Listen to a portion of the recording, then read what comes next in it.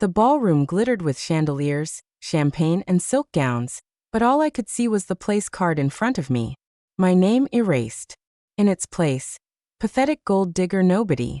A cruel joke written in sharp black ink, displayed for every eye at Reinhardt Tech's annual gala. Laughter rippled across the table. Tyler, Ryan's boss, leaned back in his chair satisfied. And my husband, my partner of 12 years, sat beside him silent. Not a word. Not even a hand on mine. The music swelled, the lights shimmered, and I sat frozen, my humiliation burning hotter than the champagne in my throat. Mornings had always been mine. Quiet, measured, predictable.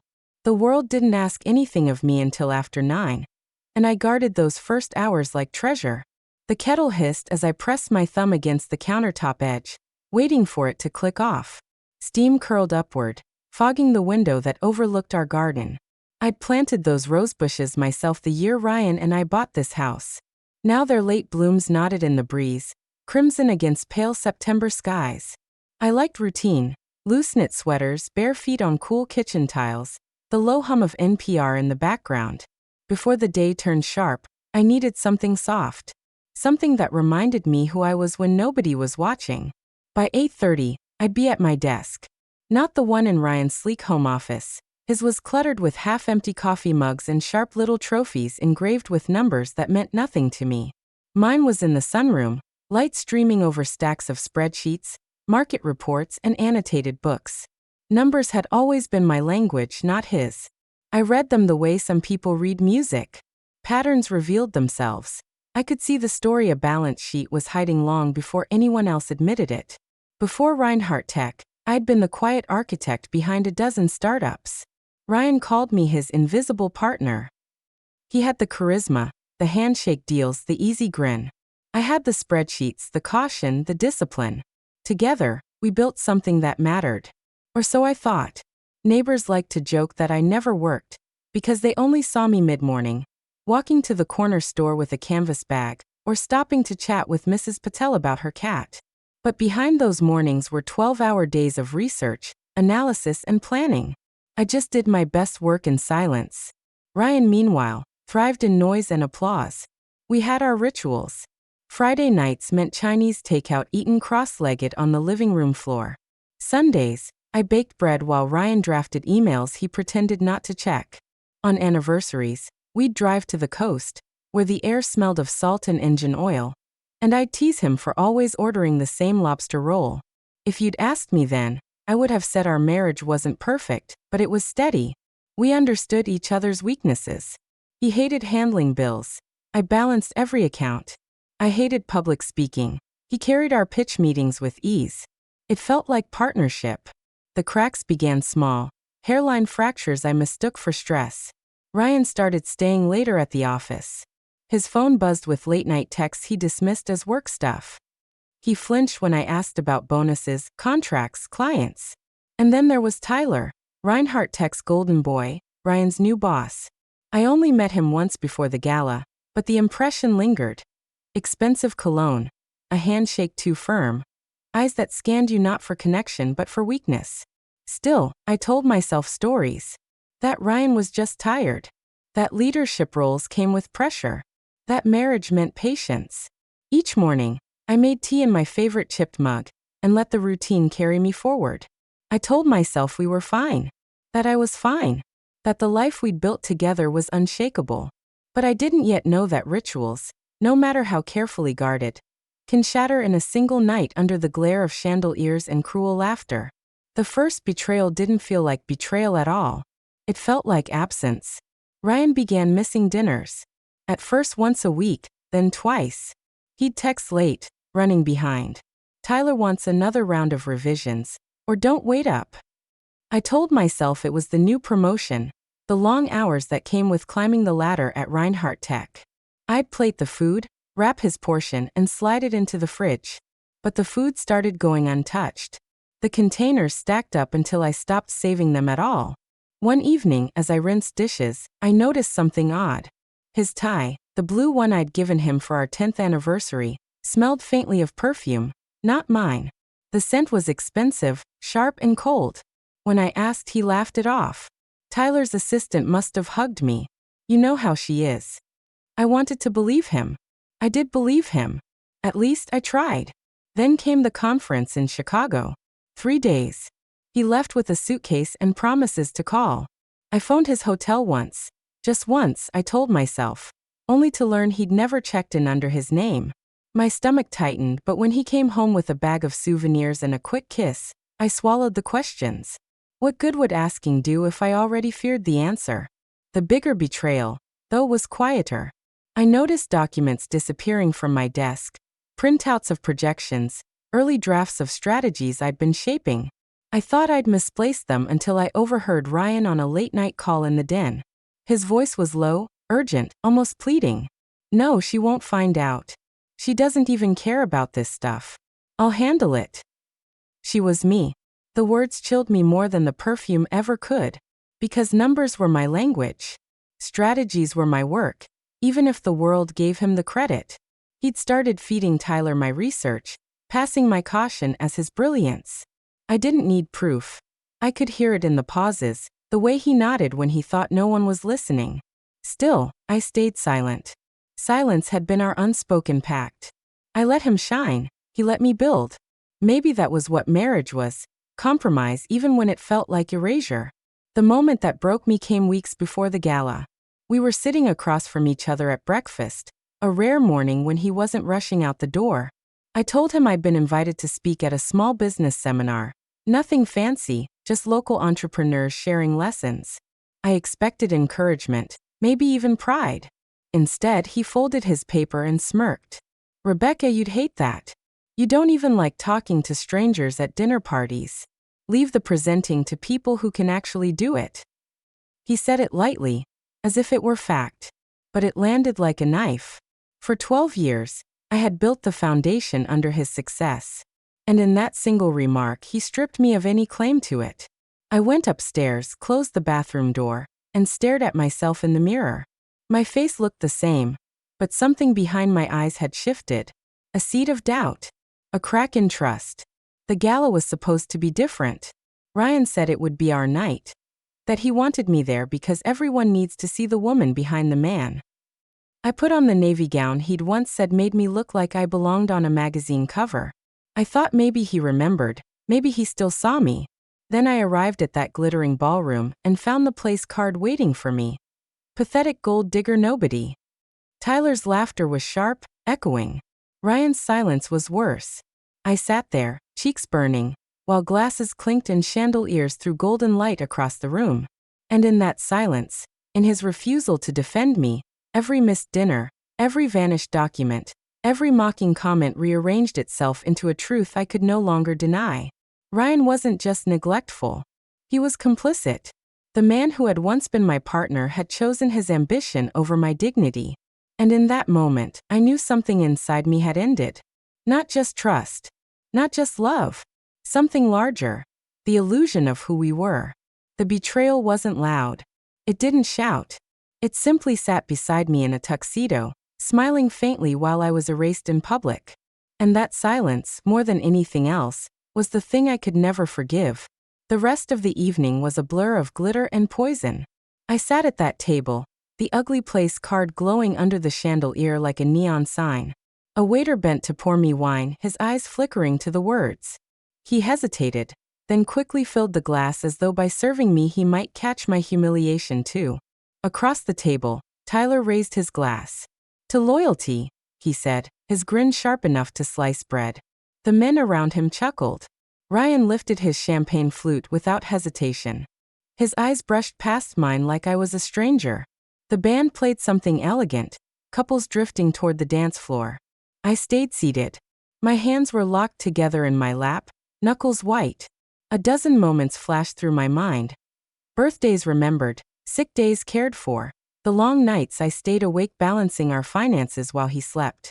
All of it, dismissed with a single cruel laugh. Tyler leaned toward Ryan, his voice just loud enough for me to hear. See, she fits the part perfectly. The silent, decorative wife. You should be grateful I didn't write dead weight instead. Ryan laughed.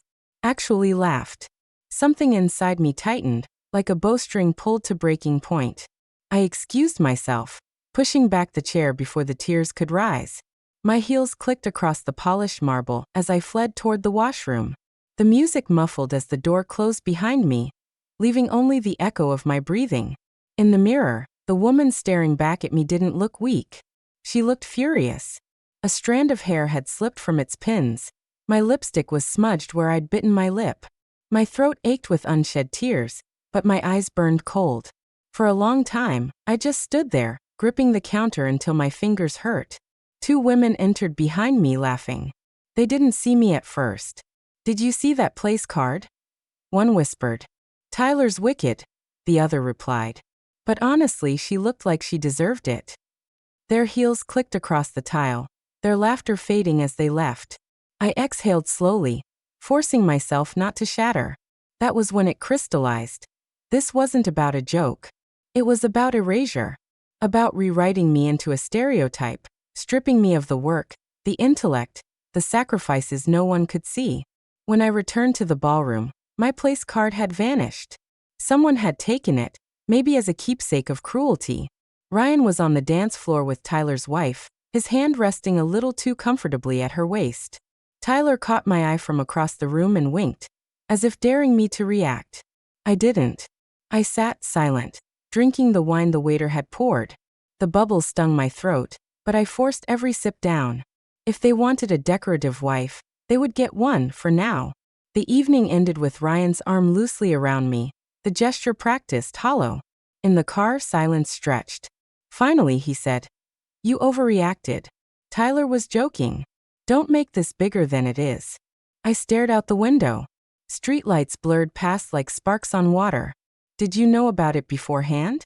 I asked quietly. He didn't answer right away. The hesitation was all I needed. When we got home, he went straight to the den, muttering about catching up on emails. I climbed the stairs alone, the house echoing with the distance between us. I sat on the edge of the bed, still in my gown, still wearing the smudged lipstick, and thought of every moment I had carried him, every document I had drafted, every number I had run that made his success possible. And now he was laughing at me with his boss, while my name was replaced with a slur. That night, sleep didn't come. I lay awake, staring at the ceiling, my pulse racing. I replayed the scene over and over. The laughter, the silence, the look in Tyler's eyes. Each replay burned hotter, until grief transformed into something sharper, cleaner. Humiliation had planted the seed. But silence, theirs and mine, was watering it into resolve. By dawn I knew. They had taken my name, my dignity, and tried to erase my place in the story. But numbers don't lie. Documents don't vanish. And I knew exactly where the bodies were buried. In the spreadsheets, in the falsified reports Tyler thought no one could read. They had mistaken me for a nobody. And that mistake was going to cost them everything. The night after the gala stretched into something endless. I tried to sleep, but every time I closed my eyes, the ballroom returned. The laughter. Tyler's smirk. Ryan's silence. I shifted under the sheets, turning the pillow over and over, chasing comfort that refused to come. The clock glowed in the dark, 1:47, then 2:19, then 3:02. By 3:30 I gave up. I wrapped a robe around myself and padded downstairs barefoot. The kitchen smelled faintly of old coffee and lemon dish soap. I switched on the kettle and leaned against the counter, arms wrapped tight around my chest. It struck me, standing there in the quiet. I had been erased in public, but here in this house, my fingerprints were everywhere. The mortgage papers I had negotiated, the retirement funds I had managed, the groceries bought with the careful budgets I drafted when Ryan's salary was little more than a promise. The kettle clicked off. I poured hot water over a tea bag, watching the steam curl. My hands were trembling. I carried the mug to the dining table, sitting in the same chair where I had once coached Ryan through his first big presentation. He had been nervous, sweating through his shirt, and I had stayed up all night helping him rehearse until his words came out smooth. He had thanked me with flowers the next day. I remembered the card tucked into the bouquet.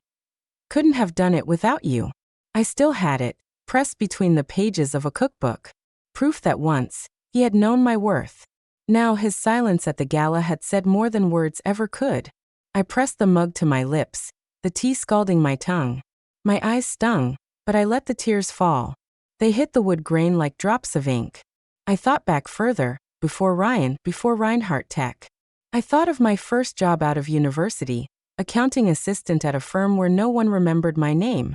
Numbers had been my language then, a secret code only I seemed to understand. Balances spoke louder than speeches. Hidden patterns leapt out at me like constellations in the night sky. That talent had carried Ryan upward. And it had carried Tyler too, indirectly. Because every report Ryan impressed his boss with, every seamless projection he claimed as his own, had been drafted at this very table with my pen. I wiped my face and sat straighter. The humiliation at the gala was not the beginning.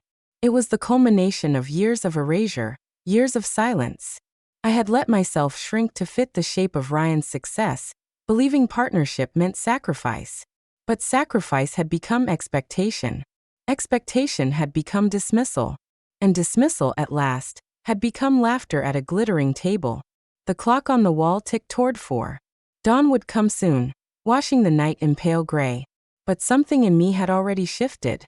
I pulled a notebook from the drawer, the one where I wrote grocery lists and reminders. On the first blank page, I drew a line down the center. On the left, I wrote, "What they think I am." On the right, "What I know I am." Under the first, the words came easily: nobody, gold digger, decorative, silent. Under the second, I paused. Then I wrote slowly: analyst, builder, strategist, partner. My hand shook as I underlined that last word. Harder than I meant to. The pen nearly tearing the page. Partner. That was the truth. Even if they had forgotten. I stared at the words until my vision blurred. Then I flipped to a new page and began listing dates. Annual reports I remembered glancing over. Anomalies that had caught my eye. Little red flags I had filed away at the back of my mind. Tyler's empire was polished marble on the surface, but I had seen the cracks before. Small ones. Cracks he probably thought no one noticed. But numbers don't lie. And if you follow them long enough, they always lead you somewhere. The first birds began to stir outside, faint trills breaking the silence. I closed the notebook and pressed my hand against the cover like sealing a promise. I was done crying. They thought humiliation had ended me. They thought silence had trapped me. But humiliation had only cleared the fog. Silence had only sharpened my focus. The woman they mocked at the gala no longer existed. What remained was something leaner, quieter, and infinitely more dangerous. The morning after my sleepless night, I went through the motions of routine as if nothing had changed. Coffee, shower, neat clothes, a smile that didn't reach my eyes. Ryan had left early for work, avoiding my gaze at breakfast. His silence was almost casual now, as though he believed the storm had passed. But he didn't know what had begun at 4 a.m. the night before. The notebook sat on the kitchen counter, its pages already filling with scribbles. Numbers I remembered, inconsistencies I had filed away without even meaning to. At the time, they had seemed small. A discrepancy in quarterly growth, a suspiciously smoothed-over expense line, projections that looked too polished. I had dismissed them, convincing myself that Tyler's empire was simply beyond my understanding. Now, with humiliation still raw on my skin, I saw them for what they were: cracks in the marble. By the end of the week, I had set up a private workspace in the spare bedroom. I told Ryan I was sorting old files, when he asked, not that he cared much. He was too busy preparing for another board meeting, too absorbed in Tyler's orbit. I started small. Public records. Reinhardt Tech's SEC filings. Financial reports available to anyone willing to look. I downloaded everything I could, the PDF stacking up in neat digital piles on my laptop. The first nights were exhilarating. Numbers streamed before me, and I felt that old fire spark. The same one I'd carried in university libraries, crunching through data sets long after my classmates had given up. The hum of the desk lamp, the scratch of pen against paper, the pulse of discovery. These were my companions now. But exhilaration soon met its twin, frustration. For every inconsistency I uncovered, there were layers of jargon, vague footnotes, and carefully buried figures. Tyler's people were meticulous. They knew how to dress fraud in silk. One evening, after hours of staring at spreadsheets, I slammed the notebook shut so hard the pen rolled off the desk. My temples pounded. Who am I kidding? I whispered into the empty room. I'm just one woman at a kitchen table. For a moment, the humiliation from the gala came rushing back. The laughter, the place card, Ryan's silence, and the crushing thought followed. Maybe they were right. Maybe I was nobody. I pressed my palms to my eyes until colors danced. But then, almost against my will, I remembered the second column I had written that night. Analyst, builder, strategist, partner. I opened the notebook again. My handwriting stared back at me like a dare. I wasn't nobody. I had built this life, even if no one gave me credit for it. And if I could build, I could also dismantle. The next step was harder. I needed access to data beyond the polished surface. Insider information without crossing legal lines. I thought of the people I knew, old colleagues, friends of friends, anyone who had brushed against Reinhardt Tech's orbit. That's how I found Clara. We hadn't spoken in years, not since we'd shared a cubicle wall at an accounting firm straight out of university. She had gone on to work for a regulatory agency, and from her occasional social media posts, I knew she still had her hands on filings and compliance audits. I sent her a cautious message. Coffee sometime? It's been too long. To my surprise, she replied within the hour. Tomorrow? Same cafe we used to haunt. The next day, sitting across from her with the smell of espresso and pastries around us, I realized how much I'd missed honest company. Clara's eyes were sharp, her laugh unchanged. So, she said, sipping her cappuccino. What brings you out of hiding? Last I heard, you married up and left the trenches. Her tone wasn't cruel, just blunt. But it stung. I forced a smile. Something like that. But I've been thinking about numbers again. Reinhardt Tech specifically.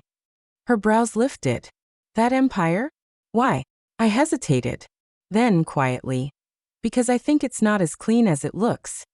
Clara studied me for a long moment. Then she leaned in, voice low. You're not the first person to say that. My heart jumped. She told me about whispers, former employees who had noticed unusual instructions, consultants paid to bury anomalies, junior accountants silenced when they asked too many questions. Nothing concrete, but enough smoke to suggest fire. Problem is, she said, Tyler's smart. He doesn't leave trails, not obvious ones. And nobody's had the stamina to follow the little ones. I smiled faintly. Maybe they haven't lived with a man who built his entire career on my back. Clara studied me again, then nodded slowly. You always did have an eye for the details others missed. She couldn't give me confidential files, not without risking her job. But she pointed me toward public but overlooked sources. Subsidiary filings, regional reports Reinhardt Tech barely acknowledged, small discrepancies in foreign branches that didn't make headlines. It was a start. Weeks blurred into months. My dining table filled with printouts, sticky notes, highlighted rows of numbers. Some nights I fell asleep at the desk, waking with ink smudges on my cheek. Ryan barely noticed. If he did, he assumed I was indulging in some harmless hobby. But progress was slow. For every anomaly I uncovered, there were walls of obfuscation. Twice, I thought I had something solid, only to realize I had misread a line or followed the wrong thread. Each time, defeat felt like a physical blow. One night, after such a failure, I sat on the floor surrounded by papers, shaking with exhaustion. I can't do this, I whispered. I'm in over my head. But then I remembered Tyler's laughter, the way his voice had carried across the ballroom. And I remembered Ryan's silence, his choice to stay seated while I was humiliated. The fire came back. I picked up the papers, smoothed them flat, and started again. Finally, one evening, I found it. A cluster of shell companies, obscure subsidiaries Reinhardt Tech claimed to have divested years ago. On paper, they were gone. In reality, they were quietly bleeding money back into Tyler's empire, disguised as consulting fees and research expenses. It wasn't proof yet, but it was the first real crack in the marble. I sat back in my chair, heart pounding, the glow of the desk lamp illuminating the evidence. For the first time since the gala, I allowed myself to smile. The breakthrough came like lightning. For weeks I had followed the trail of shell companies, circling the same numbers, double-checking and cross-referencing until I could barely see straight. And then, one night, it all aligned. A sequence of transactions between the defunct subsidiaries, looped into offshore accounts, funneled back into Reinhardt Tech under the guise of inflated contracts. It was a perfect cycle. Too perfect. Like a magician performing the same trick so many times he forgets the audience can notice the sleight of hand. Tyler had grown arrogant. I stared at the spreadsheet glowing on my laptop, the columns of numbers now spelling something crystal clear. Fraud, deliberate and sustained, worth hundreds of millions. My chest tightened, not with fear this time but exhilaration. I wasn't imagining it. I wasn't chasing shadows. The empire had rot at its core. Now I just had to decide how to use it. I could have gone directly to the authorities. But part of me wanted more than justice. I wanted spectacle. Tyler had humiliated me in public, made me a symbol of weakness in a room full of power. My revenge had to be just as public, just as sharp. So I devised a plan. Clara helped me quietly validate what I'd uncovered, guiding me through how regulators would view the evidence, pointing me toward ways to frame it so it couldn't be brushed off as a clerical error. She didn't ask why I cared so much. Maybe she guessed. Maybe she just wanted to see Goliath fall. With her help, I crafted a dossier, clean, precise, devastating. Dozens of pages of analysis condensed into a single, airtight narrative. No speculation. No weak links. Just truth that cut like a blade. I encrypted the file and set it to send automatically, to regulators, journalists, and shareholders, at a precise time. But before that moment, I wanted Tyler to see it unravel. To watch the empire he flaunted crack in his own hands. The opportunity came in the form of Reinhardt Tech's annual investor summit. The same glittering stage where Tyler had once boasted of unstoppable growth. The same kind of stage where my humiliation had been served with champagne. I didn't attend in person. My name would never be on the guest list again.